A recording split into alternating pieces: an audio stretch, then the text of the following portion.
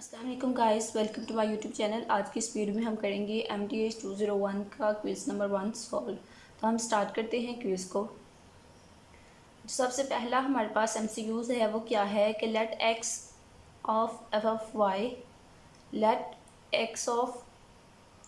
f of x of y be a function with continuous second order partial derivative in some circle centered at critical point x naught y naught and let d जो है ये आपके पास एक condition बताई गई है, d equal उसकी value बताई गई है। नेक्स्ट पूछा गया है कि अगर d जो है वो ग्रेटर देन ज़ीरो होता है और ये जो कंडीशन बताई गई है f ऑफ x जो है ये भी ग्रेटर देन होती है ज़ीरो से, तो आपके पास relative f of x y जो है वो रिलेटिव एक्सट्रीम होगा, मिनिमम होगा, ठीक है, और सैडल पॉइंट होगा x नॉट और y नॉट पे। ये आपने बताना है कि क्या होगा। ये आपके पास कंडीशंस जो हैं ये आपके हैंडआउट्स में गिवन है, वहाँ से आप देख सकते हैं कि एट क्रिटिकल पॉइंट जो है circle in some circle centre at critical point x not and y not, जब d जो है वो लेस देन ज़ीरो होगा तब क्या होगा, जब ग्रेटर देन ज़ीरो होगा तब क्या होगा, और जब इक्वल टू ज़ीरो होगा तब क्या होगा। ठीक है, तो मैं आपको थोड़ा सा बता देती हूँ कि जब इक्वल टू ज़ीरो होगा तो तब सैडल पॉइंट होगा, और जब लेस देन ज़ीरो होगा तब रिलेटिव मैक्सिमम होगा, और जब d जो है वो ग्रेटर देन ज़ीरो होगा तब रिलेटिव मिनिमम होगा। ठीक है, इस कंडीशन को भी आपने देखना है। तो यहाँ पे जो हमारा आंसर है वो है ऑप्शन नंबर बी, यानी कि f of x of y जो है वो रिलेटिव मिनिमम होगा at x not and y not. Next one MCQs है कि value of a money is an example of dash quantity vector या फिर स्केलर। ठीक है, तो वैल्यू ऑफ मनी जो है वो किसकी एग्जांपल है, स्केलर क्वांटिटी की। तो ऑप्शन नंबर बी जो है वो हमारे पास करेक्ट आंसर होगा। नेक्स्ट वन MCQs है the absolute extrema of f of x equal है x स्क्वायर इज।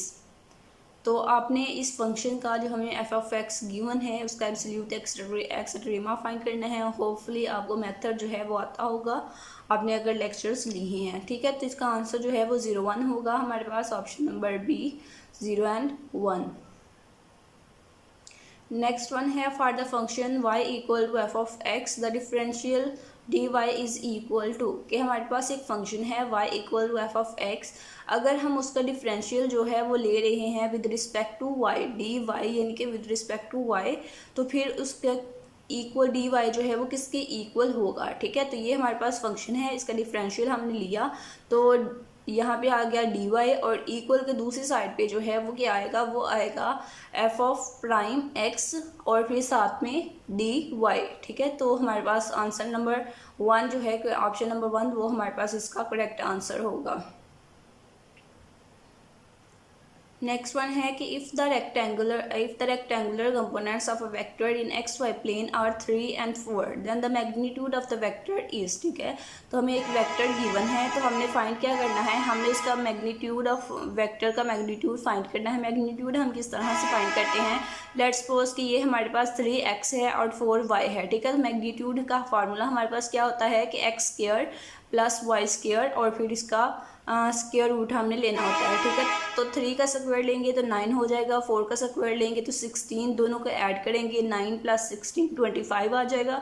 25 का स्क्वायर रूट आप लेंगे तो आपके पास आंसर जो है वो 5 आ जाएगा। ऑप्शन नंबर सी जो है वो आपके पास इसका करेक्ट आंसर होगा।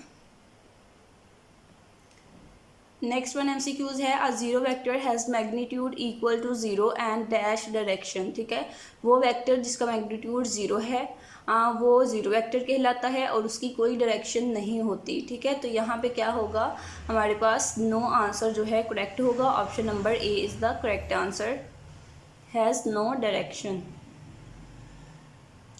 नेक्स्ट वन है a continuous function on a set that is not closed and bounded need not have any dash absolute extrema या फिर रिलेटिव एक्सट्रीमा। तो यहाँ पे हमारे पास जो आंसर होगा वो होगा एब्सोल्यूट एक्सट्रीमा।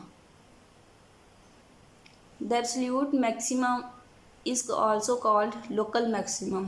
तो ये फॉल्स है क्योंकि absolute maximum is also called global maximum. ठीक है, तो यहाँ पे लोकल लिखा है, इट्स मीन कि ये फॉल्स है। Option number A is the correct answer. Last one MCQs है कि लेट P नॉट हमारे पास ये है be the point on the surface of ठीक है f of x y z equal to 0 है। अगर जो है f of x y z जो है वो डिफरेंशिएबल हो पी नॉट पे, तो उसकी नॉर्मल लाइन जो है पी नॉट की नॉर्मल लाइन की इक्वेशन क्या होगी, ठीक है। तो वो हमारे पास इक्वेशन जो है वो होगी पैरामीटराइज फॉर्म में आएगी, ठीक है। उसके बाद पैरामीटराइज फॉर्म में हम क्या करते हैं, हम टी लगाते हैं, ठीक है। तो हमारे पास x equal to x not plus f of x p not t, फिर y और फिर z, ठीक है। तो ये वाली ऑप्शन नंबर ए जो है ये हमारे पास इसका करेक्ट आंसर है। तो option number A is the correct answer. मज़ीद सोल्यूशंस के लिए आपने मेरे चैनल को सब्सक्राइब करना है ताकि आप चैनल के साथ अटैच हो जाएं और मज़ीद सोल्यूशंस आप तक पहुंचते रहें।